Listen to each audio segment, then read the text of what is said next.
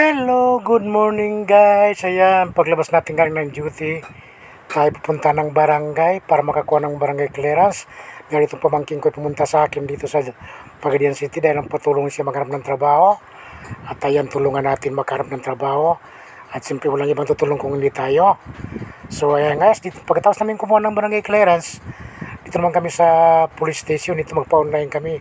Magbabayad muna bago kami pipila doon para wala ng problema. So ayan guys, nakuha na yung police clearance. So punta kami doon para makalinya doon. So ayan guys, masaya na siya dahil gusto niya magtrabaho.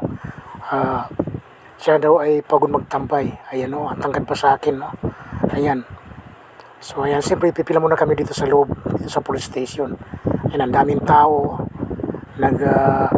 check up kasi libre po ang check up dito guys.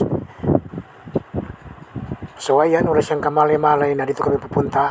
At sabi ko sa kanya, ipapahuli kita ng pulis dahil wala kang trabaho, tambay ka. So ayan, patawa-tawa lang siya. So ayan na guys, pipila na kami dito. Ayan, mabuti konti na lang ang pila. So siyempre maghintay kami ng bill bago papasok.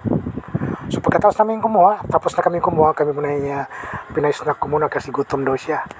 So guys, abangan nyo ang next video upload ko.